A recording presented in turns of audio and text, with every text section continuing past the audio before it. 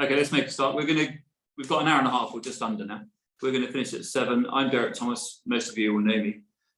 So on the screen, presumably at the top of your screen, you'll see Pippa and Jonathan. The three of us, for some time now, over 2 years, have organised these monthly meetings to just try and provide information about anything that's climate or environment related. And on this particular occasion, the reason we've asked the team from Planetary Technologies is because I've received a large number of emails of people wanting a bit more information, wanting to know what the plan is. And I can do a second-hand hash of it, or we can just ask Mike and Pete to present it and then to take questions, which we will do. So I probably don't need to say any more other than no, probably that's it. Our next meeting we'll introduce at the end of this session. And also, could we ask everyone to keep muted unless you're asking a question or presenting. Over to Mike and Pete. Thank you very much. Yeah, so thanks, Derek, for having us, and thanks for hosting this. Appreciate the opportunity to talk to people and answer questions and jump in. We have a presentation, and as Derek mentioned, we'll try to get through it quickly and then spend most of the time on questions. I'm Mike. I'm the CEO and one of the co-founders at Planetary. And I'm joined today by Pete Chargin and Will Burt from my team. Pete is responsible for all of our sort of outward-facing work, and Will is our chief ocean scientist. So we should be able to answer any questions that come up, hopefully to the best of our abilities. And I hope this is helpful for everybody. So let me jump straight in and give you an overview of the project, and we'll try to use this presentation. I know that there's been some news about this. There's been some stuff in the media. It's easiest, I think, to start with a shared understanding, and then sort of that may actually answer some of the questions right out of the gate. So I'll jump in with the presentation. As Derek mentioned, if you want to put questions in chat while I'm going through this, by all means, you can do that. And then once we're done the little presentation, we can jump to questions in real time. So everybody here is I think coming because this is a climate focused talk. So I probably don't have to tell you that climate change is a problem. But one of the things that I've found over the last 3.5 years that I've been working directly in climate change is that it's really hard. It is a really big challenge, and there's been a lot of different ways that challenge has been framed, but at the core of it is that climate change requires us, and sort of battling climate change requires us to do a lot of different things. And one of the challenges that we have is that we have known about this problem for a very long time, but we haven't really made substantive action against climate change up until now. And we're starting to see the curve bending a little bit, especially in developed countries. We're starting to see that curve bend, but we have a lot more to do, and there's a long road ahead. And fundamentally, we are now no longer at the point where emissions reductions alone are going to stave off the worst impacts of climate change. And that's the sort of unfortunate situation we find ourselves in now. If we were reducing our emissions, kind of 30 years ago, we would really not, you guys probably wouldn't know who I am, and we wouldn't be talking about these kinds of technologies. But unfortunately, where we are today, that's no longer the case. And the IPCC reports and the science behind this is fairly clear that we are going to have to both radically reduce our emissions, but also take carbon dioxide out of the sky and store it permanently away from the atmosphere. And that's what we do. So that's what we're really focused on. So let me jump straight into, what is it that we do, and what are we planning in Cornwall at the moment? Right out of the gate, I do want to state that we are currently going through a process with the Environment Agency to, evaluate this project to see if it can be approved. And so at the moment, we don't have, a firm start date. We don't have a firm we have a set of plans, because obviously we have to plan around something, but those plans are, waiting for some sort of approval to proceed from the Environment Agency. So at this moment, we are sort of in a pause state, because I think that's been a common question that we've been asked about this project, is where it actually stands. But what are we actually doing? So our plan is to essentially neutralize wastewater that flows out to sea through a very long pipe off of Godrevy Point with small amounts of magnesium hydroxide, and in order to have that wastewater match the pH of seawater. So there's a lot of big words incorporated in that. So let me break that down a little bit, because it's a little bit confusing as to what that actually is.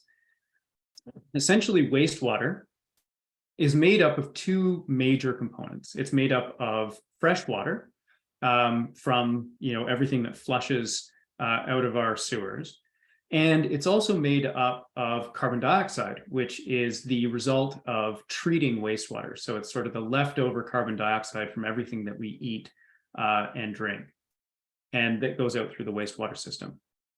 Essentially, that means that wastewater is not very acidic, but it is slightly more acidic than the ocean that it goes into.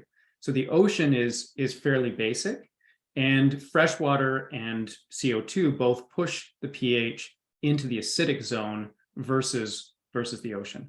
So when we add this magnesium hydroxide, which is just really mild and very pure base, essentially, into that wastewater, we align the acidity of the wastewater with the more basic level that the ocean is actually at. And we don't actually exceed it. We go sort of at the same level. So one of the easiest ways to think about this is that it is a wastewater treatment. It's a further wastewater treatment than what is truly required as the basic, sort of level of wastewater treatment that goes out into the bay today. When that hits the ocean, it does two things. This magnesium hydroxide dissolves, and it forms magnesium and hydroxide. So magnesium hydroxide, they sort of split up and they dissolve in seawater. Now, magnesium is the third most abundant ion in seawater. So what does that mean? It means, you've got seawater, and seawater is made up of a lot of things. The top thing in seawater is salt. So sodium and chlorine make up salt. But then the very next sort of thing on the list in terms of the most abundant thing that is naturally in seawater is magnesium. And then OH minus, which is our hydroxide, actually just means base. That's all it means. This means it's like a slightly lower pH.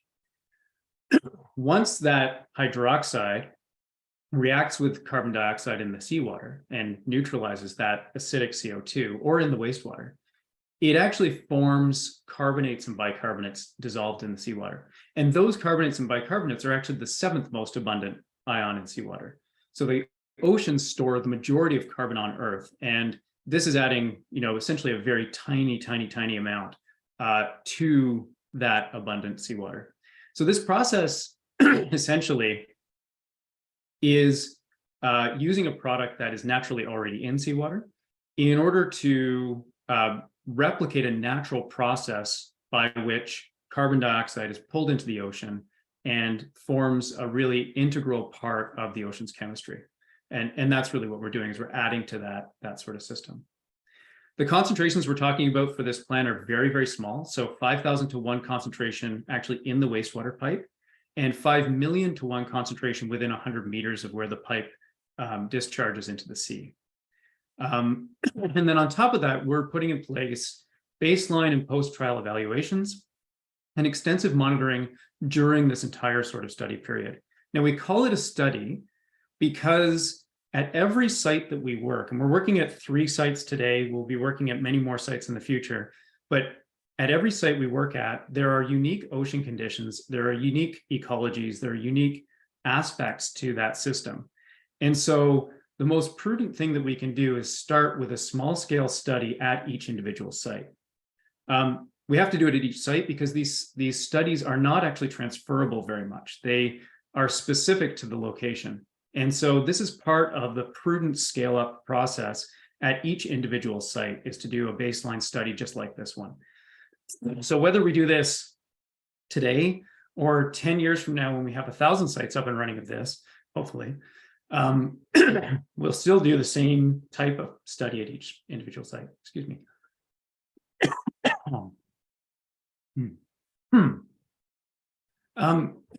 Our goal for this study is to run for up to about 120 days. So that's very dependent on the monitoring results. We'll be doing real-time reports of this data out to the community and to the public. And that monitoring will be done by a third-party independent body. So in this case, Plymouth Marine Labs Applications will be doing the third-party monitoring. And as I say, no start date will be set until approval is received from the Environment Agency. So we're actually got a delay built in right now.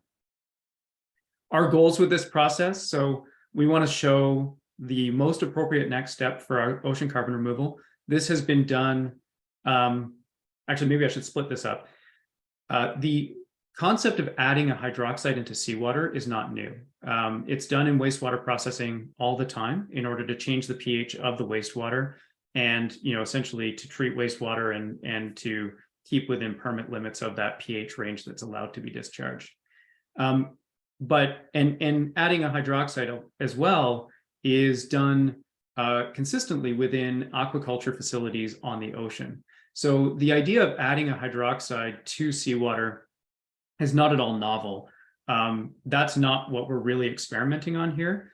What we're really looking at is what is the effectiveness of adding a hydroxide, and especially a hydroxide that is sourced with a low carbon footprint, on removing carbon from the air and storing it in seawater. So that's really where our research is focused, rather than that's the novelty of the process, if you will, is within that carbon removal aspect of this, rather than the ecological or the sort of pure adding of hydroxide into seawater. That's very well understood. Although we will be doing a lot of biological monitoring from a precautionary perspective. And we'd like to also show that we're improving the pH of the water coming out into the, it's not actually into the bay, it's a little bit offshore of the bay, but into the sea in that region. So how does this project actually work? And we've sort of got a little bit of a model here, and so you can see exactly how this works. So we start by testing our alkalinity, our magnesium hydroxide, prior to shipment to site. So this stuff is coming, right now it's sitting in Houston, Texas. It gets ground up there, it gets tested in triplicate to ensure that we are well within EQS limits, or environmental quality standard limits, for things like trace metals or anything like that in the product. If it doesn't pass, it doesn't ship, essentially. We then bring it to site, we add it to the effluent, the final effluent going out into the sea from the wastewater facility. And that addition rate is controlled based on both the monitoring data and our decision gates, based on keeping ourselves well within the permitted ranges for this product addition. As I say, because this product is well understood, there are well understood permit limits for doing this in the effluent pipe. In the effluent, we continuously measure for CO2, which is what we're really looking for pH, which is a permit limit, and for total suspended solids, which is also a permit limit. And we're frequently sampling for trace metal and instrument calibration as well, on top of the initial testing. In the ocean, we're testing the water column and sediments. So we're doing seafloor surveys before, during, and after alkalinity addition to assess the particles and biological activity based on this addition. We are doing moored sensors at the diffuser site to continuously measure temperature, salinity, pH, oxygen, and total suspended solids. And then we're doing about fortnightly boat trips to look at the water chemistry, the phytoplankton, the zooplankton, bottom sediments, benthic plants and animals, sort of everything that we think could possibly be impacted even in a very minor way by this very small experiment. So that's sort of the starting point. We are looking to work with local NGOs and community members to monitor higher level species. But to be clear, because this is such a small experiment and because this is a well understood product with a very low level of actual addition, so very low concentration, any sort of anything related to higher level species is not really studyable. There's not going to be able, you're not going to be able to establish a link between this activity and anything related to any higher level species than something like phytoplankton or zooplankton, which is why we really focus on that level, the base of the food chain. So the work we've done so far has been, sort of it's been kind of a 2-year cycle. We started in January 2021. We assembled a team for a grant application in the UK that was run by the government, and we were awarded that grant application in May of 21. As we did that, essentially the request from the grant, and the grant is online and you can take a look at the entire thing if you're so inclined. But it was to identify the ideal site for this in the UK. And so we looked at a wide variety of things, including things like SSSIs and different sort of conservation zones. We looked at different pipes. We looked at how different models of ocean circulation worked to figure out what some ideal spots would be. And the Hale site was identified as an ideal site for this process. In August of 22, we started doing lab-based experiments on the local effluent. So this adds to the big base of science that's out there on this process already, in order to look at local conditions and local effects. And that work was completed by Plymouth Marine Lab's applications. And we confirmed the level of dosing that was possible in order to remain within the permits of the wastewater plant. So not requiring any new sort of permits for the wastewater plant. In September 22, we did an initial test at Hale that was supervised by the Environment Agency and Plymouth Marine Lab's applications. And then in November of 22, we started local community engagement, starting with small groups, and now moving into these kinds of sessions where we try to answer questions from the wider community. So this has been sort of a long process and where we're at today. As I say, the first thing that we did here was this report. If you're so inclined, you can take a look at this. Derek, I'm happy to share this deck with you afterwards for distribution, so people have the link. But if you want to just look it up independently, you can also search for BEIS and GGR phase 1, and you'll come up with this site as well. A little bit of an overview of the September trial, because it's kind of interest. We did this initial methods test in at the sewage treatment works in Hale. This was reviewed and approved by the regulator and supervised by PMLA, as I said. It was deemed to be too small to communicate with sort of the wider community because it was such a small thing, and it was well within the permits and well monitored. We probably should have raised that at that time, and that was our error not to approach the community at that time, because I think it would have been a lot easier as a discussion, and some of the newspaper headlines so far have been a little bit scary. So it would have been easier to do it at that time with that small test. So lesson learned for us. There was a report provided, and we haven't released the full report because the scientists, on top of what we've done here, have requested to go and submit this to a journal. So we've published an executive summary that summarizes all of the results, and you can find that on our website under the FAQ section. So that's all up there if you are interested in that. To be clear, this was very focused on the CO2 effect of the magnesium hydroxide and not much else. So that's really what it focuses on. Some of the key findings. So 523.3 kilograms of CO2 that otherwise would have emerged from the wastewater facility and gone up into the sky were secured by the magnesium hydroxide addition. And further CO2 capture was modeled in the sea, but not directly measured because the concentrations are too low to directly see this through even on the most sensitive equipment that we have. Regulatory limits weren't breached. There was no clear sign of CO2 change in the ocean because of the low level of this. But one of the most interesting things we saw is that this effect has no memory.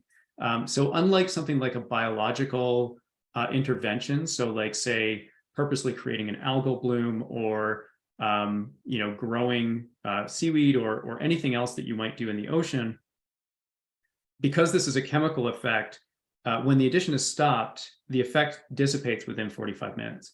And so it's kind of like a built-in safety off switch. When you stop it, it stops.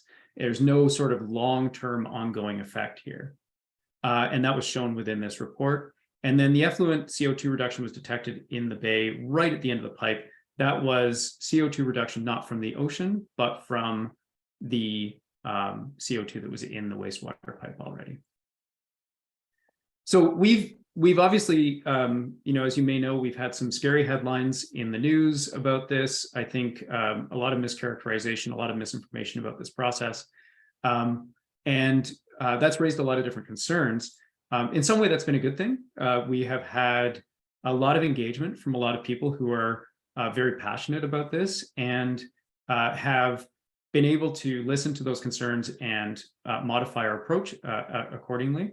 So on the monitoring side, we have been discussing monitoring partnerships with local NGOs, like the Cornwall Wildlife Trust.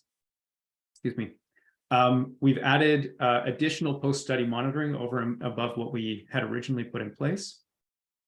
We scaled down the process slightly, and because the timeline's not yet set, the EA process isn't complete, that will likely scale it down even further as we are in a delayed state for this year. And then from a transparency perspective, we have increased our engagement, and we're also publishing details and data more quickly. So our website now, if you haven't had a chance to take a look at it, there is a lot of detail up there in the Cornwall project section, in the Cornwall FAQ section, and on the blog section. So there's a lot of data. There's a lot of detail up there now that wasn't up there before. As people have had interest, we've tried to answer all those questions. What we see as local benefits, water quality is the big one. I think that any effect on this will be very small, but the effect will be positive. So there has been a lot of study done on using hydroxides in the open ocean. As I say, it's used in aquaculture. So there's net benefits to shellfish, and it's typically shellfish aquaculture that it gets used in. And because our oceans are so acidic, because of all this extra CO2 in the air dissolving into them, this helps to neutralize some of that acid.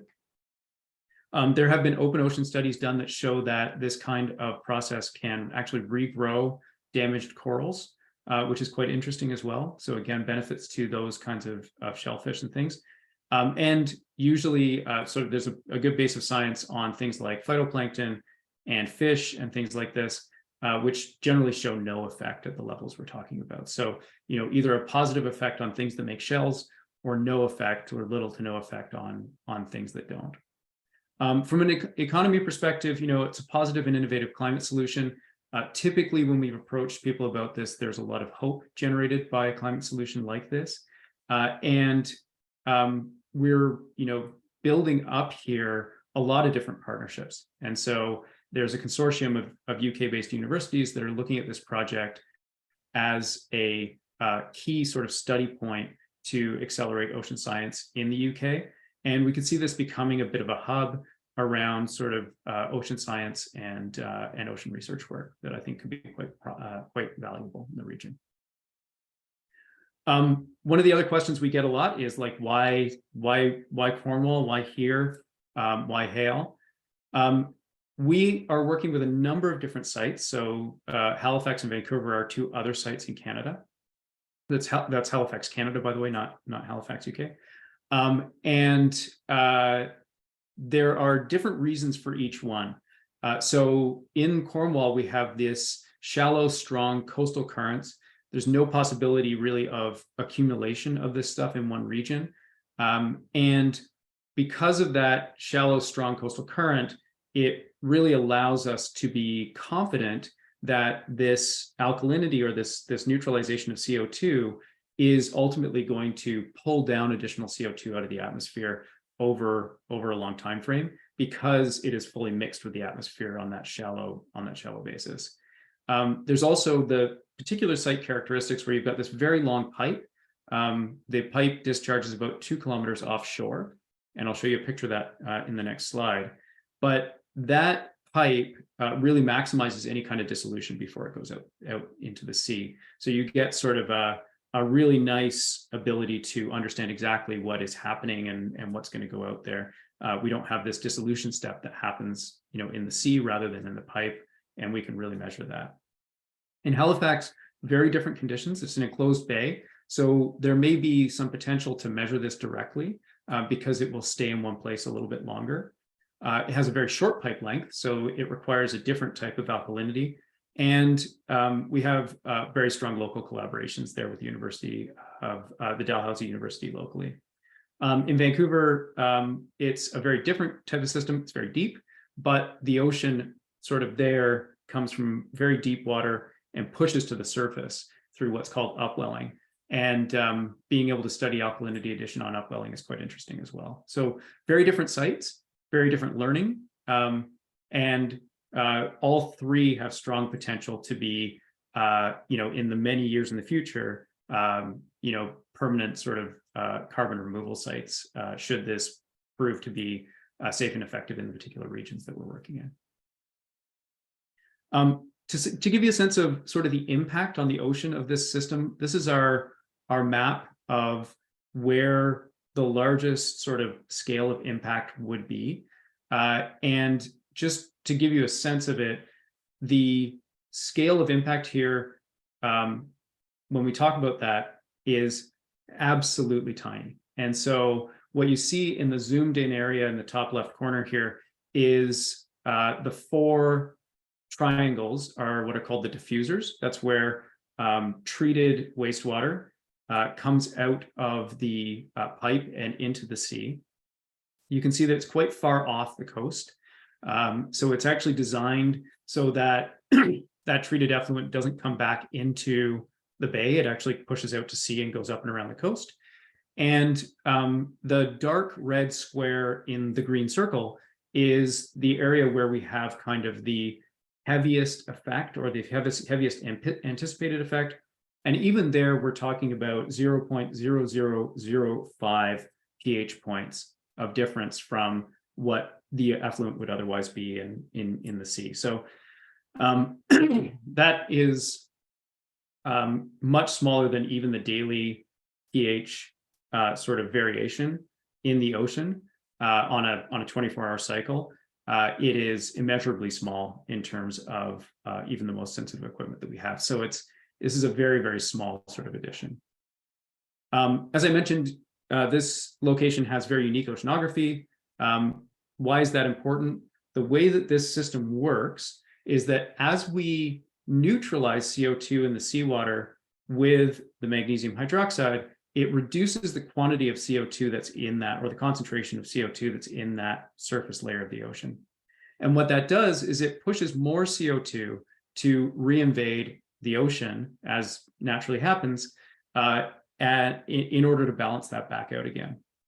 The thing is that takes a really long time. So to get complete reaction and that complete CO2 reequilibration, it can take on the order of 5 years after this magnesium hydroxide is added for that fully to happen. And so what's unique about this is we've got this not only well mixed and shallow area, but on top of that, we have ocean currents that push this around the coast and up around Scotland, down around Spain, and back up around to Norway, where over that entire path, which takes about 5 years, the water column from the seafloor to the sea surface is fully mixed with the atmosphere every winter. And so we have high confidence in this effect happening, even though we can't measure it in this area. And that's relatively unique. There aren't a lot of places in the world that have that long of a time period where you're in what's called the fully mixed layer of the ocean. The graphic on the right shows specifically where the pipe discharges and where the modeled flow of treated effluent goes. And so you can sort of see that going up, not actually entering the Bristol Channel, but actually going up and around the coast. So this sort of follows that pathway. One of the big questions we get is about safety. I'm getting through this. I know I'm a little bit over my half hour, but I'm almost done here. So safety is a big deal. Magnesium hydroxide as a product is used specifically because of its safety. So we actually picked it out of 3 potential products that we could use for a process like this. primarily because it is so safe. So it's frequently used in wastewater processing. It's very well understood in that context. It's non-toxic. It doesn't accumulate in sediments or in organisms, so it's not bioaccumulative. It doesn't accumulate in sediments. It's used in natural products. So if you have, for example, a brand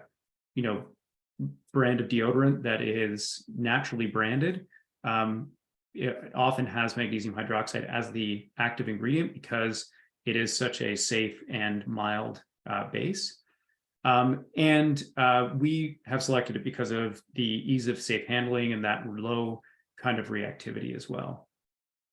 The second thing that's really important in safety is dosing. So dosing of the magnesium hydroxide, our planned dose is about 139 milligrams per liter, and that dilutes within 125 meters of the outfall of down to about 0.28 milligrams per liter. So when you look at magnesium hydroxide, milk of magnesia, it is used as a laxative in some cases. It's also used in lower doses as an antacid for just like a Rennie.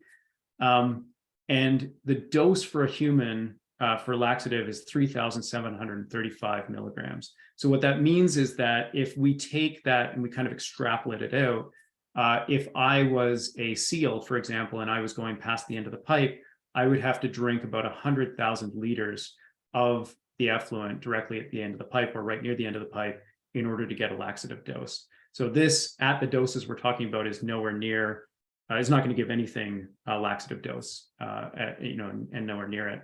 And as I say, magnesium hydroxide is well understood. Lots of testing has been done to understand what toxic dose levels are for it. Fish require, about 1.3 grams per liter, 1,293 milligrams per liter for a toxic dose, well below the dose in the pipe. And obviously, once it diffuses into the ocean, much, much, much less.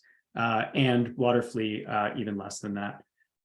To be clear about those doses, you really kind of, at those doses at the 1,293, one of the major reasons I believe that fish actually would be impacted by that is that it would actually reduce the amount of water and get into their gills and things. This is be more of a physical challenge than a chemical one at that point. There's been a lot of existing research. We've done our own research with Dalhousie University. I won't walk too much through this because I've talked a little bit about this already. Where am I? We have a monitoring plan. I won't go through this in depth. If people are interested, we can, but we looked for three things: metals, turbidity, and biology. So those are the big things that we're monitoring for, and we have a very comprehensive monitoring plan for this project. And then finally, just to talk about why we think this is necessary, because that's the other, I think, big piece of this. So this is the former executive director of Greenpeace International, and he said, we must reduce emissions drastically, which we agree. That is step one. No kind of carbon removal from the atmosphere is going to have any effect without reducing our emissions first. But we also have to work together to form an ambitious, responsible, and science-led carbon removal initiative, and that's what we're trying to do here. This is one of the major climate models that's out there that shows kind of how things have to be mapped out in order for us to stay below 1.5 degrees Celsius. You can see that we require a precipitous drop in our emissions immediately. We have to do that. There's no real choice that we have in the matter. And no amount of carbon removal is going to make a difference if we don't do that. But when we get out to 2050, 2060 net zero type of timeframe, that's where both these artificial style of carbon removals, we consider ours to be kind of like a natural artificial hybrid in a way, and natural climate solutions have to play into getting us to that net zero scale. The final thing I'll mention, I'm just going to speed quickly through this, and just leave it at this final slide, because we get this question a lot as well, which is how much net carbon is removed in this process.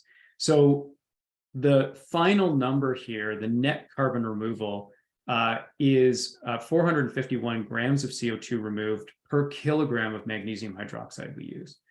And I've had comments and things like saying, well, is that good? Is that bad? That is an incredibly good number. In fact, based on all of the engineered carbon removal out there, having a net removal of that scale, 451 grams per kilogram of product, is a very, very strong net removal in the kind of field that exists today. And this is a nascent field, it's an emerging field, but we intend to improve that over time with as we scale up, being able to invest in low carbon sources of alkalinity or low carbon sources of magnesium hydroxide that are closer to the sites that we're working in. And that'll be one major way that we can continually improve that number. But early days today, this is actually a really, really solid removals number. So that's it. I've got a lot more. And what I'll do is maybe hand it off to questions if we have any, and happy to dig in on literally anything from here. Thank you, Mike. If you can drop your screen, that would help. I guess that's what you're trying to do. Sorry. Brilliant. Great. There's two ways of doing this, because we don't like to police you. You can stick your hands up, or you can put your chat in there, and then we're still going to ask you to read it out. And we've got Jonathan, Mayor of Penzance, and Pippa to help facilitate the show of hands. So thank you for that, Mike, and thank you for going through that. Obviously lots of detail, and what you're saying is all of that is available on your website, and presumably, I think it's on my website as well, actually. Yeah, great. So if anyone struggles, you should write that. Pippa, we've discussed this before, and you've obviously been listening to the various concerns that have been coming from different directions. What would you? It's a bit unfair to pick on you, but I'm going to anyway. What would you maybe want to hear more of, or what would you feel about this initially in that very early, having just had the presentation? Oh, I'm very glad that there's been a careful pilot study, and I do accept the need for carbon reduction technologies to get to net zero. Is it the case that part of your business model is to raise money via carbon offsets? Because it is. I know there's a big controversy about carbon offsets, and it worries me that they just give a green light to industrial polluters. So I'd just like to hear your comments on that. Absolutely. No, I'm very happy to comment on that, because it's a very common question, and I think it's an important one. We, first of all, offsets, we don't sell offsets. So I would start with that. Offsets have a very, and this is sort of now maybe getting into the esoteric carbon market stuff. I'm not trying to dismiss the question by any means, because I'll get to the root of it, but I do want to clarify something very, very important. Typically what an offset means is, like, Pippa, you're allowed to emit, you and I are both allowed to emit 100 tons of CO2. You emitted 90, I emitted 110. I get to buy 10 of your allowance. That's typically what an offset means. So what we're doing here is not an offset. We are not in any way talking about an allowance or anything like that. And in fact, offsets are, kind of an accounting, thing to try to insert some price on an externality, which is carbon dioxide. In a net zero scenario, offsets don't exist, right? Because nobody has any allowance. You don't have an allowance, I don't have an allowance, we can't trade our allowances. And so they're kind of a tool whose time is limited. And a lot of carbon crediting, a lot of carbon offsets right now are quite rightly under fire, because they don't do anything, right? They don't meet tests for what are called additionality or leakage or permanence in a lot of cases, both in compliance markets and involuntary markets. So that's why I sort of push back on the word offsets. So, but to get to your question, which I think is a very important one, we, with this, are chemically and permanently removing a ton of CO2 directly from the air. And so with this process, every time we do it, a ton of CO2 measurably is removed from the air and stored on the order of 100,000 years. And there's a really good question, which is, okay, well, if that really does that, if that is, now we're not talking about an offset where the ton is still emitted, right? But just we trade who gets to emit that ton. But now we're talking about a removal, which is really equivalent to an emission, right? It's directly equivalent. So essentially, if I remove a ton from the air with my process and somebody else emits a ton of CO2, it's as if 0 tons have been emitted, right? Like it's exactly a chemical equivalency at that point. The question becomes, well, why do we have to reduce our emissions if we have all of this, sort of ability to remove carbon from the air? And then the question, of course, is like, well, we have to reduce our emissions. Like that's not going to work. What I come back to is that when you look at carbon removal like this, it is actually incredibly expensive. In the majority of cases, it is far cheaper for a business or a government or whoever to reduce an emission than it is to buy one of these real carbon removals, if you will, right? And this is real. This is not like, we're not talking about, well, I told you I was going to cut down this forest and then I didn't cut it down, so you got to pay me for the carbon. It's not that kind of, dodge. It is a directly measurable carbon removal from a chemical perspective. And those kinds of removals on a permanent basis are very expensive, and they're going to remain very expensive for a very long time. So what I like to look at is to look at the what's called the abatement curve. An abatement curve is a very simple concept. It basically says how much for each kind of activity that an organization does, how much does it cost to reduce that emission or remove that emission from their process. And for some things like transitioning to renewable energy, that cost may actually be negative at this point. You might say, oh, well, wind power now is cheaper than fossil fuels in some regions, or solar power is cheaper than fossil fuels in some regions. So my cost of decarbonizing that is actually cheaper than my status quo. And so we've got a negative cost of abatement. But in some cases, we actually have a very expensive cost of abatement. Air travel, right? If you've ever offset your flight for like $30 or 30 pounds, for an offset for a flight, I can tell you right now that offset does nothing for your flight. You're just throwing your money away. But because the actual cost to offset or to make your flight carbon neutral is about $1,400 a ton right now, because the only real way to do it is with biofuels. And so that cost of abatement on the other end of the abatement curve is quite expensive. And so when we look at carbon removal processes like this, where they really are that equivalent to not emitting the ton in the first place, if we draw a line across the abatement curve, we sort of come up with a set of activities where it's going to be viable and cost effective to use this technology. And those activities are the most difficult to abate activities. Those are places we actually need carbon removal. And those are things like cement and steel, flights and things like that. We're not talking here about somebody deciding that they're just going to not reduce their emissions and instead buy carbon removals in probably 99% of cases, because it's just not going to make any economic sense to do that at the end of the day. And that's the cleanest answer I can give you on the carbon removal piece. We wrote an article on this on our website called The Moral Question of Carbon Removal. It is a big current question. It's not solved right now. Where I land on this, just to one step further into the question, because I think it is a very important, critical question. Where I really land on this is that the IPCC report is telling us that we need massive quantities of carbon removal in order to stave off the worst effects of climate change. You saw the curve that I showed you, the net zero curve that we're all getting very familiar with.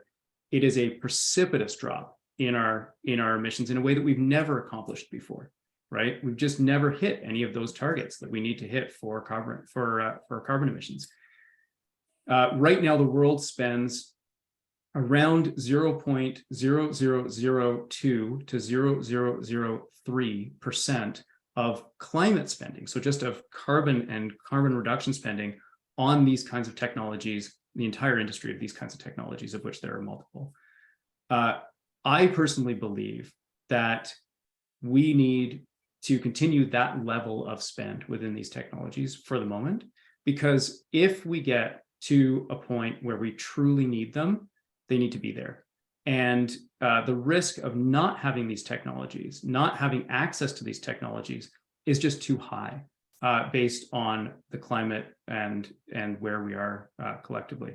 So that's how we come at that question. Does that help? Yeah, well, thank you very much. I look forward to reading your article on your website. Okay. It's an important question. Thank you. And then we're going to test you on it.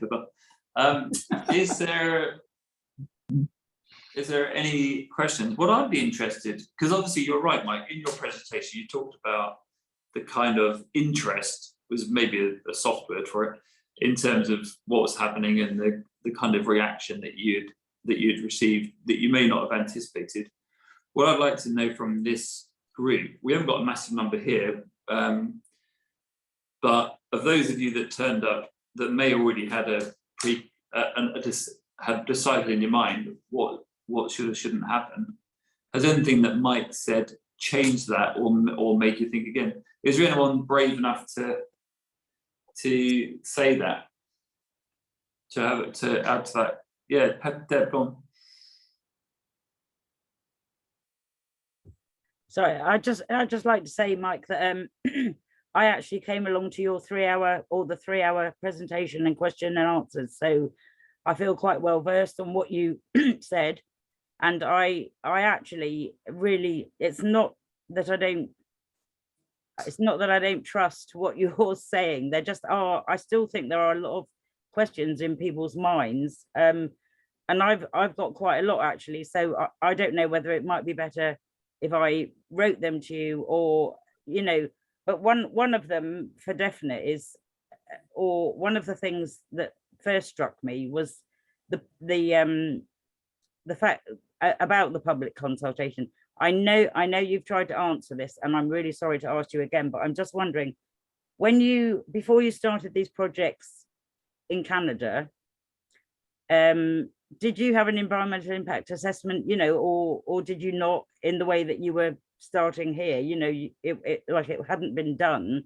And also, did you do public consultation there, or are people more accepting of the idea? I'm just interested to know, because those two projects have begun, I believe, haven't they? So the project in Vancouver has not begun. The one in Halifax is probably around the same level of maturity as our project in Hale. We are publishing the Halifax project page on our website right now. Will probably be up in the next couple of days. I'm just reviewing the proof at the moment. We've had in Halifax, the same. We've gone through the same kind of process where we really started with community engagement with individual groups. We've been speaking to a variety of different groups individually, rather than big sort of community engagement sessions like this one. So we haven't started that process in Halifax yet. We're about to, and we're getting into it there. Obviously, the regulatory environment is different in Halifax than it is in the UK. But in a similar way, we engaged with the local environment agency in Halifax. We presented them all of our plans.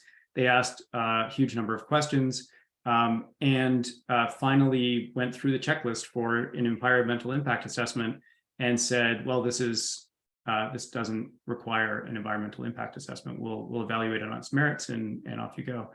And so one of the things about the environmental impact assessment question that I think it's an interesting question, and we've been trying to navigate it ourselves, but it's really up to the Environment Agency to decide whether and what that, right? Like, I can't force the Environment Agency to do an EIA, right? And what they're telling us right now is that this is somewhat of an EIA fundamentally within within their sort of understanding of it, because an EIA is a flexible framework for to size the process to the size of the project and the impact and the potential impacts and things like that, right? So I know it's not a great answer, but it's the problem is that it's not entirely in my control as to what the process is to go through for approval of this kind of thing. Yeah. Deb, did you want to come back? I want to bring Jonathan in, but did you want to come back there, Deb? Well, like I say, I've got quite a number of questions, but I have also I did ask a former colleague from university. She studied environmental well, we both studied environmental science, a degree in environmental science, and she got a first and went on to do a PhD in environmental chemistry. And I wrote to her recently, and I haven't really had a chance to read this properly yet, and it would take me a while in any case, a paper like this, but she sent me this paper that is written by Yale University, I think, or people at Yale University and the Georgia Institute of Technology, and it's about the impacts on the biological pump and ocean carbon uptake.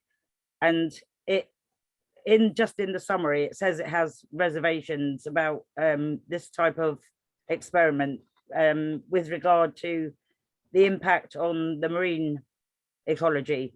And it does say that it's more minimal than, it's like smaller risk, but in light of the fact that at the moment, this is very small quantities that you're talking about using, when the scaling up, excuse me, so what was it, something between 1 and 2 lorry loads, was it 1 and 2 lorry loads a day? Yeah. Is it's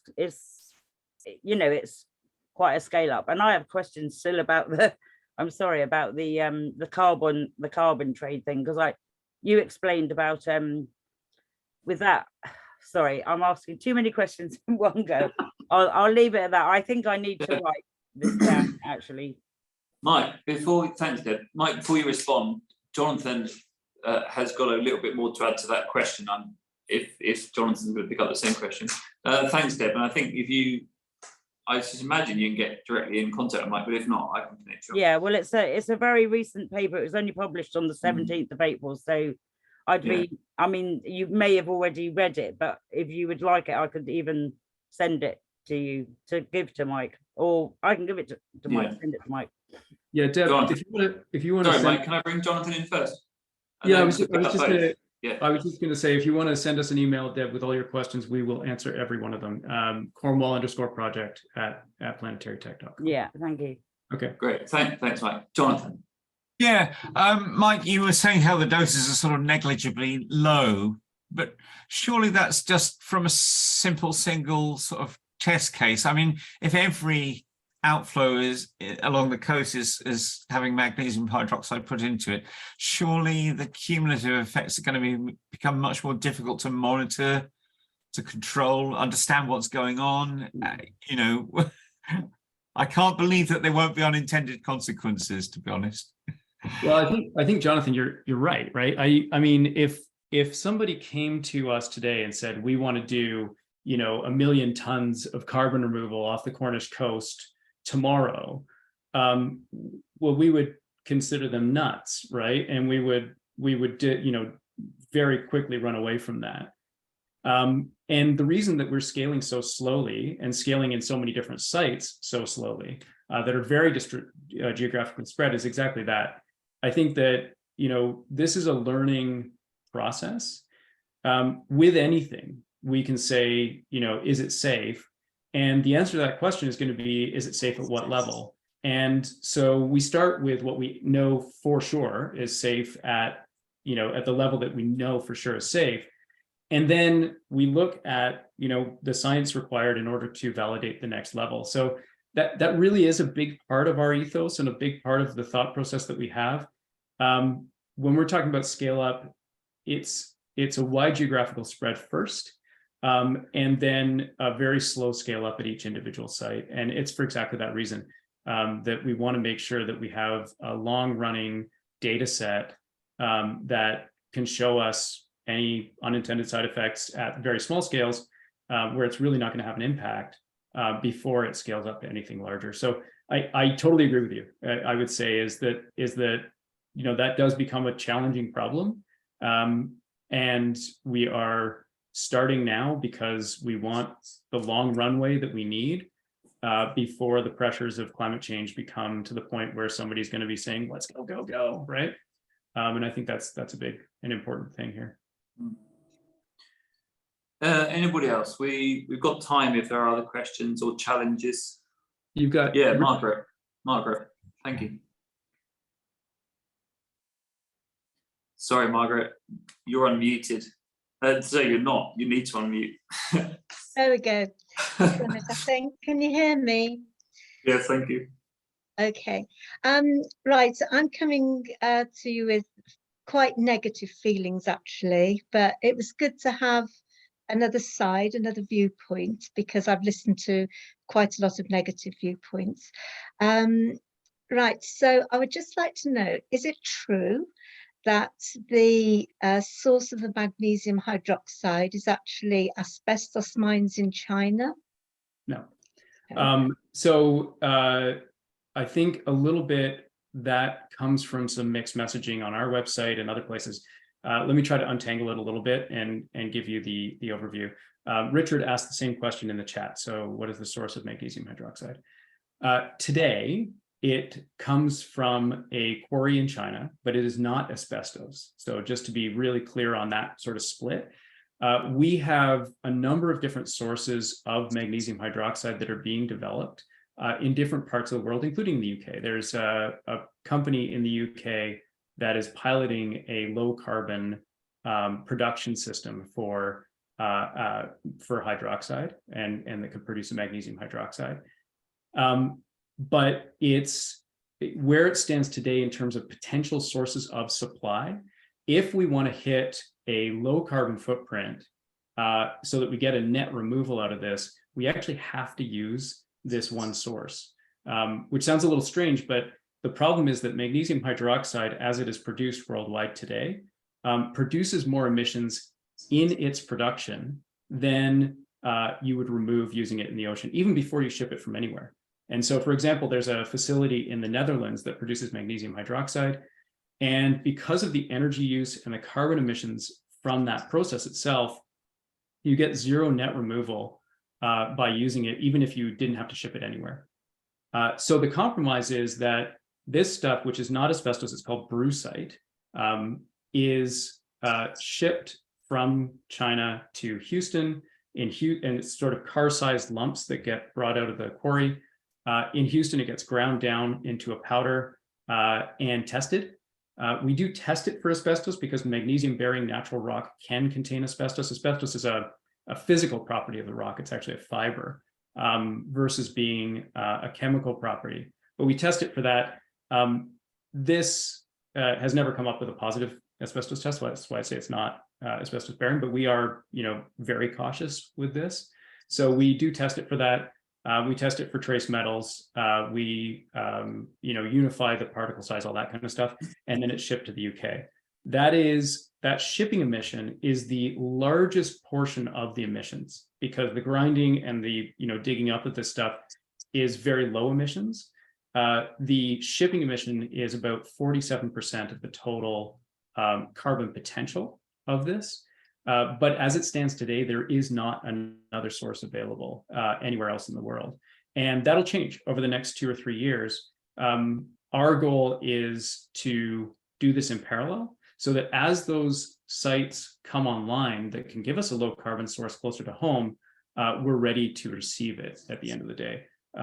Otherwise, it would be hard to make the investment case for investing in large scale, low carbon production facilities.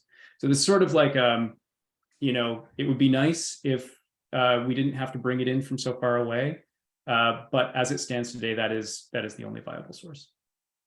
Thanks, Mike. Stephen, before you come in, can I bring Annie, who's put a question in the chat? Annie, you happy to read your question or speak it?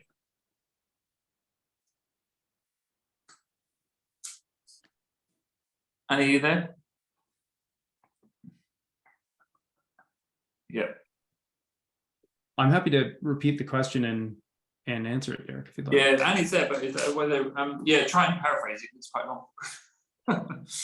So the question is if I understand it correctly, whether this is primarily a treatment of the sewage treated effluent or a treatment for the acidification in the sea itself. So the quick answer to that is that it's both. So it is going in through the effluent so that it remains within the well understood permits, and so that we can show the carbon removal in the pipe before it gets to the ocean. But because we are now adding a more alkalinized water into the sea than it was previously, we are adding net alkalinity to the ocean. So some of the capture happens in the pipe, some of the capture happens in the ocean. The long-term aspiration for the technology is really two things. Showing a reduction in ocean acidification. Our oceans are about 30% too acidic. That's something of a high goal. The problem with the oceans, and it's interesting, we have these, concerns which are very valid, and we're working through these concerns. Our biggest concern, one of our biggest challenges, is that the oceans are so vast and they dilute this stuff, and it's such a natural part of seawater that it's actually very difficult to detect.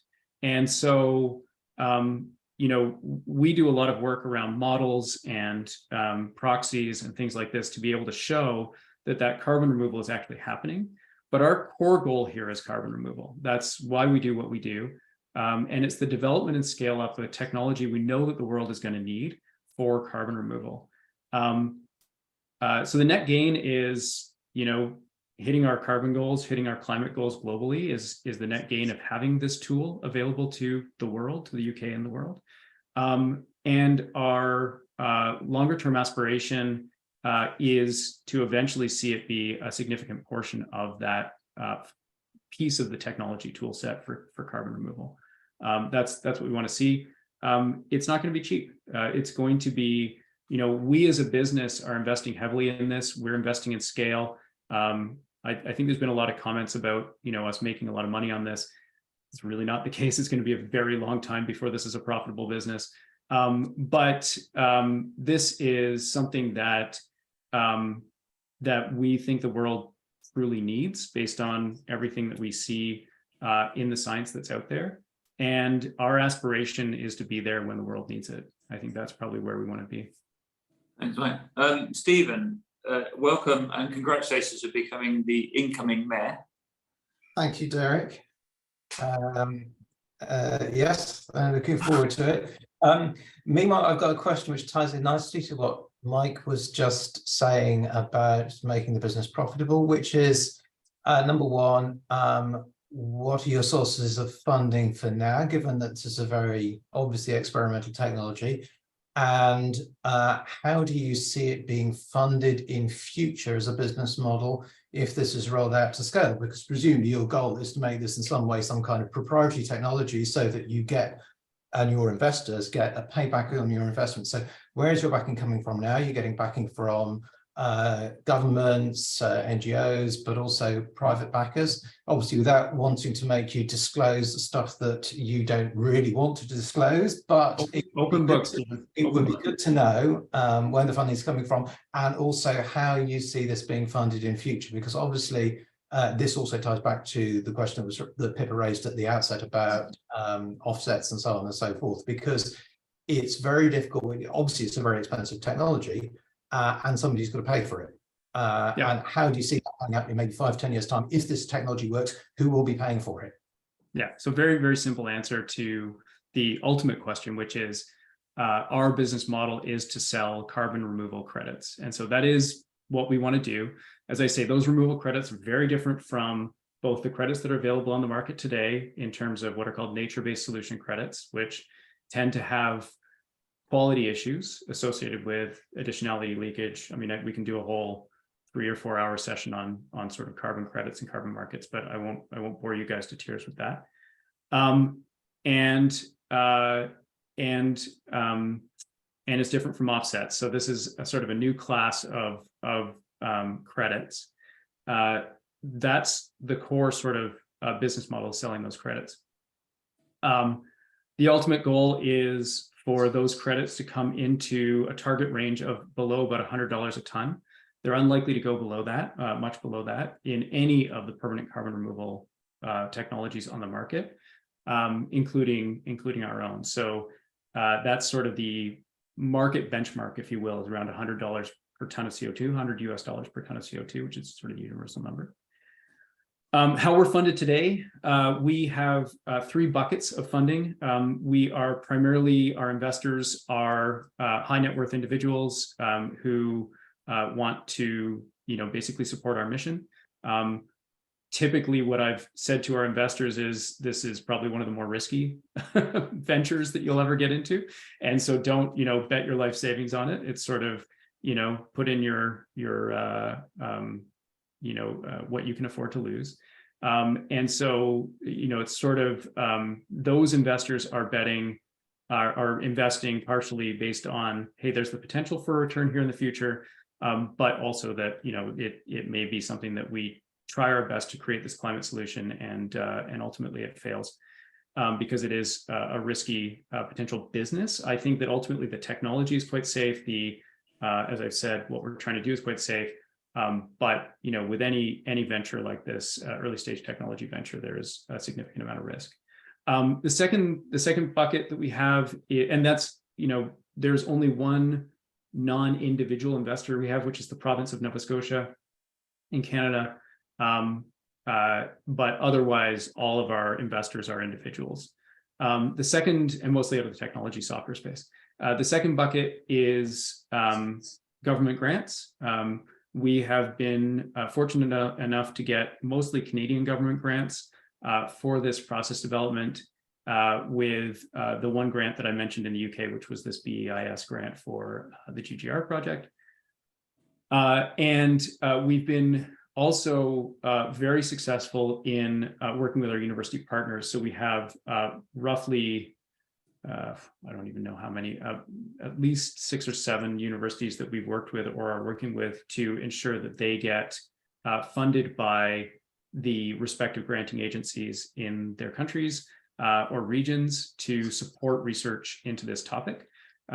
So far, I believe that we've motivated roughly 20 times as much funding into our university partners than we've raised for ourselves. And so a lot of partnerships and a lot of supervision, if you will, of our work. The unfortunate fact of the matter is that at the moment, most university research funding requires a corporate partner in order to show value. And so we've been that corporate partner in a lot of ways in order to motivate that funding. And then the second, the final bucket of money that we've had come in is through pre-sales of carbon removals. These are essentially kind of like if you were to put a deposit down with a builder on your house and pay them the rest later. It's very similar to that. They put down a deposit to allow us to do these activities. And then when we actually remove carbon from the atmosphere, we deliver them the carbon removal credits, and we get sort of, the top up on the money. And that's kind of how that has functioned as well. Those purchasers tend to be technology, or they're entirely technology companies who have a philosophy that says reducing our own emissions is relatively easy because they're small, and we'll do that, but we have more to give in terms of the environment. So we're going to buy in advance for these kinds of technologies in order to help to scale up the entire field.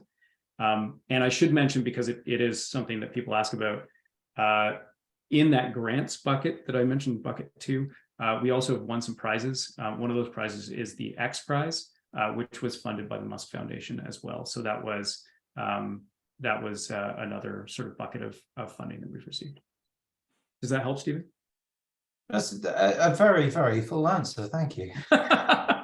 We are honestly, we are trying to be as transparent as we possibly can be. I don't think we've held anything back. So if you have questions, we are very happy to answer them.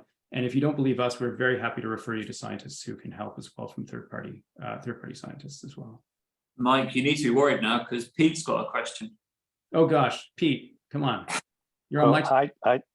I just wanted to add on to something that Mike said regarding the carbon credit, the carbon removal credit thing. My understanding is that there is a very similar concept. It's called the polluter pays. In this case, it's the carbon emitter is going to pay for this in the long run. Either a company is going to reduce their emissions, or they are going to pay us to remove them from the atmosphere. It's going to end up being that simple. In a net zero world, you have to stop emitting, or you have to pay to remove them. And the way that you pay to remove them is by buying these carbon removal credits that then we use to fund the operations. Yeah, can I thank you for that, Pete? Because so I get that, and there's lots of debate now about how we produce some of the infrastructure to deliver some of the renewable energy without just driving up carbon footprint. So thank you for that. I've got a question that is not intended to trip anyone up, but we had a briefing actually since when I first met you in the summer, and then we had a briefing in London as part of some work I'm doing in terms of ocean conservation, about the fact that the sea already has dangerous levels of carbon in it, which could prove fatal for the Blue Planet type of stuff. I don't know if you're familiar with those programs. The marine life that is many miles down, and at the moment they rely on unbelievably low levels of oxygen, but we might well start that off with this with the carbon in the sea at the moment. And obviously it takes a long time for the ocean, for that density to get to where the fish are. So can the sea just continually, and is it capable of just continually absorbing carbon without actually causing a problem to this marine life that I described? Because we obviously it's a natural process, but what isn't natural is the carbon we've actually dumped into the atmosphere that we're not adequately reducing. And obviously you've then talked about the removal bit, but is it safe to remove that type of that quantity of carbon into the sea? So I don't know who wants to tackle that, Mike. Maybe I'll hand that to Will, because he's probably the best position to talk about that as our ocean scientist. Well, Derek, I have to be honest, I lost the thread of your question sort of in the middle of it. Your question was related to how, sorry, can you just try and summarize? Yeah, it? No, Because sorry, I thought I had it and then I didn't. Yeah, sure. So we're being told by scientists in Parliament that already carbon levels in the sea could be at dangerous levels for marine life that live very deep in the ocean and won't get the oxygen today. Won't get to them for about the oxygen at the top of the water won't get to them for possibly 100 or more years. So we might have got net zero here on the surface, but they suffer 100 years down the line because of the intensity of the carbon in the ocean. That's a theory. Can the sea safely just keep absorbing carbon in the way that we're describing now? And obviously there'll be other natural processes that absorb carbon. Okay, so the answer to your question is if we let the ocean take up carbon the way it is now, it is not safe over time, because it's just going to make things more acidic. Right. Having the ocean take up carbon through this process that we describe, which is basically make the ocean more alkaline, make the ocean less acidic, and that actually allows it to take up more CO2 without increasing acidity. That's the sort of what we call the buffered way to have this CO2 taken up. If we don't do it with this sort of buffered way, it's just going to keep doing it without that buffer, and it's going to make things harmfully acidic. Now, when it comes to that sort of oxygen problem, I mean, that's a whole other, and in many people's view, even more intense threat chemically is this lack of oxygen, and in the deeper waters. And I think that's actually one of the really good benefits of this process, because some of the methods that remove CO2 from the atmosphere, which are being investigated just like ours, involve growing biological material. And in all cases where you grow biological material, it will die and sink and degrade, and that will reduce oxygen levels in deep waters. And that's actually one of the reasons Mike did not go the route of that type of removal process, is because it's sort of very easy to see how that's harmful to the deep ocean. And because this oxygenation problem really is a big one. I don't know about, I can't speak to the buildup of CO2.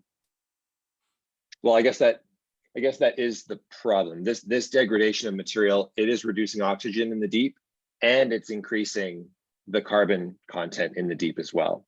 And but that's very different to the type of process we're doing, which is creating this sort of buffered increase in CO2 content. When that water gets into the deep, it won't have an acidic effect like it does now. Thanks, Will. Sorry, I wasn't very clear. Hope that answers. Not sure that answers you. Hopefully it does. It's something that we're wrestling with. There's lots of ideas about how we solve the problems, and it's constant wrestling with these things in Parliament. Mike, I saw a comment pop up that you might have said in response to someone. Is that worth picking up on? Yeah, sure. I mean, I was typing out the answer. It's a common question, and I think it's an interesting one. So there are a lot of different ways to produce magnesium hydroxide. One of the most common ways to produce it is to take calcium hydroxide, which is known as slaked lime, and to use that to precipitate magnesium hydroxide out of seawater. And the question, which is that John is asking, is if that process is typically used to produce magnesium hydroxide, won't that negate the addition of magnesium hydroxide on the other end? And the quick answer is that it doesn't, because what actually happens in that process is not so much related to the carbon balance. It's much more related to the types of minerals that are in the sea. So what's actually happening there is the reaction is calcium hydroxide is combining with magnesium chloride, and that's producing, swapping those two ions essentially. So it's producing a magnesium chloride, magnesium hydroxide and a calcium chloride. So it's swapping the two, sort of the chloride for the hydroxide from the calcium to the magnesium. The net effect of all of that is that there's no change in the alkalinity or the carbon potential, the carbon capturing potential of the seawater as a result. We've got calcium swapped for magnesium. And the hydroxide portion is not coming from the sea. It's actually coming from the slaked lime that's used originally. And one of the reasons that we can't use that process is actually that to produce the calcium hydroxide in the first place, you have to take limestone, which is calcium carbonate, and burn off the CO2. So the emissions of that process are too high to actually use the resulting magnesium hydroxide in our process and get a benefit from it. So maybe a bit of a technical question, or a technical answer, but the bottom line is that the production of magnesium hydroxide from seawater doesn't actually impact, it's not a reversal of our process, because the actual hydroxide, which is the active ingredient, if you will, is coming from the calcium hydroxide rather than from the sea in that process. The other piece of it, John, that I think is also important is that if we assume that that process is happening, but our process doesn't use it, as I say, we can't right now use that, but if we assume we don't, then that process is going to happen anyway. And so if it did release CO2 in some way or another, and it actually, there's a cleanup process to the seawater they process, and they actually acidify the water and get rid of the CO2 out of at the starting point. But even with that, because we're not using that process, and we're not growing that process, in lockstep with our process, that's going to happen anyway. And so whatever emissions that has, our process is still going to be a net removal for how we work. And that's sort of, they're really kind of unrelated in that way, unless we start using the magnesium hydroxide from that process. I don't know if that's sort of very clear or not, but that's how I think about it, is both from an accounting perspective and from a chemical perspective. Thanks, Mike. Margaret, Mike, you'll see Margaret's question there. Margaret, you're welcome to read it out. You touched on it briefly in your presentation, but it'd be worth setting out again why hail for this project. But Margaret, go on, Margaret. My question was, of all the places in the world, why did you have to choose our very precious bay, which is a centre for tourism, fishing, wildlife. We are just such an important little bay, and I can't believe that of all the places in the world, there wasn't somewhere else that you could have carried out what is basically an experiment. Because what really concerns me is that this will all go through, the Environment Agency will say, yeah, that's great. And then we're going to have this, so much of this stuff pumped into our ocean, and I'm just not happy about it. So anyway, if you can answer that question, please. Mike, before you answer that, Margaret, can I just say one thing? Firstly, I guess anyone in the world could ask that question, but if it was to be in their bay. But it is really worth pointing out that some of the regulation in the UK is some of the toughest in the world to get around. So there's obviously this pilot, but we should take some comfort in the fact that the Environment Agency and Natural England and all these other groups, they have such hurdles to get through to do really anything that has an impact on the environment, even might potentially. So I hope that you can be reassured by the fact that we have such robust regulation, more strict than Europe, although most people, mainland Europe, although I'm often knocked back when I say that, but it is true. Mike, you answered the question about why hail. Yeah, I mean, I think I tried to get through this a little bit in the discussion. There are a number of different reasons. Margaret, I think maybe to the heart of the question is, we are planning to do this in a lot of different places. It's not just hail. And I think that when we look at this, we believe that the most prudent way to scale up a technology like this is a very small amount in a lot of different places, rather than a whole lot in any one place. And that's, I think that goes to the heart of this, is that there are a number of different places in the world that this can be done. They all have different reasons that make them viable for this. We have about 8 or 9 different criteria that we look at to say whether a site is suitable or not. There are, I don't know exactly how many there will be in the world when we get round to all of them, but I know that we're working with about 10 right now at various different stages. So there's no sort of, I would say, desire to do this only in one place. And the goal is to, very cautiously establish sort of an operating system in each place that we work. The goal is to bring the benefits of that to the local area. As I say, there are local, UK universities that are clamoring to be part of this and to work in the region and everything like that. There are different ocean conditions in each place, as I mentioned, that we're working in that make them more or less interesting places to work in. This bay, this region, and as I say, we're talking not about this going into the bay at all. It's actually being pushed off to sea based on how that pipe was designed in the first place. This is kind of designed to push that effluent up into this shallow mixed area for long periods of time. That really does make it a very ideal site for this type of system. And when I look at it in terms of some of the questions we've had already, and Jonathan's questions and things, the goal here is on a site-specific basis to do very small scale studies and very small scale incremental steps of scale up over long periods of time, because we have the time. When I look at Hale as a site, regardless of whether we do something like this here, and it's not the only place in the UK that this is even happening. Other companies are doing similar work in Dorset right now, for example.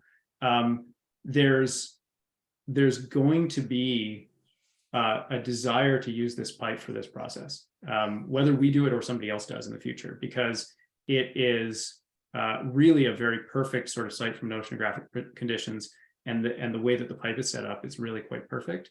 And so my hope getting into this was really to go at it with the opposite thought process, which is, how do we provide value in terms of having the runway to do this very, very, very carefully and very slowly over a long period of time, rather than, sort of hitting a point with climate where it's an emergency and, people rush to solutions like this without the proper diligence. So that's really, I think, maybe to put all my thoughts on the table, but that's kind of how I come at it. We're going to wrap it up there, and that's not because I want to avoid Rob's question, because it's a good question, but we are going to have a whole session on the quality of the river water and seawater, because there's certainly a lot of misinformation about that, and also much more to be done. So we are doing a session on that, and it won't be done by me, so it'll be done objectively, independently. Deb, we are going to finish 7, but far away. Deb, you're muted.